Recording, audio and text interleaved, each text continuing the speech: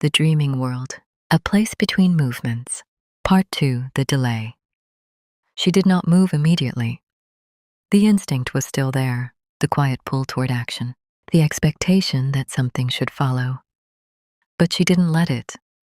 She remained in the space just before movement. At first, nothing changed. The same dim light, the same shifting edges, the same uncertain distance. Then something deepened. Not outward, not in the world. In the moment itself, it stretched. Not longer in time, but wider, as if the space before action had dimensions she had never noticed before. Her hand hovered again, not suspended this time, held. Not by force, but by attention. She wasn't waiting for the movement to happen. She was staying where it hadn't happened yet. And the longer she remained there, the clearer it became. The moment before movement was not empty. It was full, not with objects, not with form, with potential. Every direction existed there, every action, every version of what could follow. Not imagined, present. She felt it not as choice, but as pressure, a quiet density just beneath the surface of action. She shifted her awareness slightly, not moving her body, just altering the intention behind it. And something answered. Not in the space around her, but in the way the next movement formed. A step began. Then split. Not physically, not visibly, but in possibility. She felt two versions of it, one continuing forward, one turning away. Neither had happened. Both were there, held inside the same uncompleted moment. She stilled again, and the split remained. Not collapsing, not resolving. Waiting, she understood something then, deeper than before. Movement did not just create reality. It selected it. The step she took was not the only step that existed. It was the only one that completed. Her breathing shifted again, subtly, in rhythm with something she was beginning to recognize.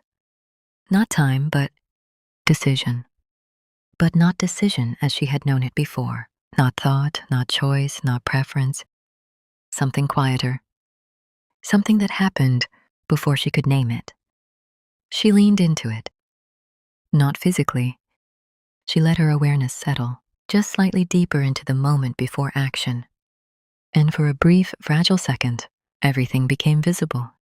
Not clearly, not fully, but enough.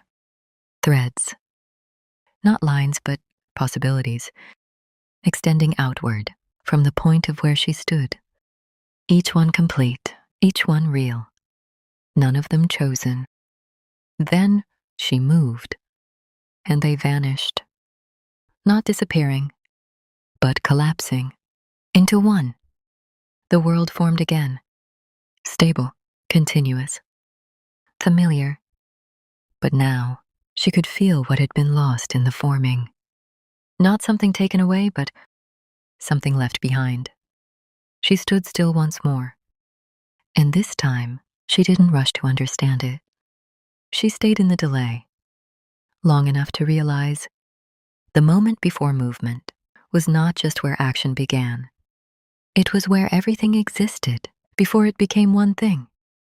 She inhaled and held it just slightly longer than before, not forcing it, not controlling it, just allowing the delay to remain open.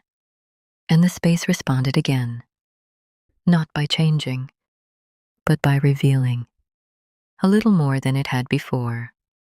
She exhaled slowly, and when she finally moved, she knew not what would happen, but what movement truly was.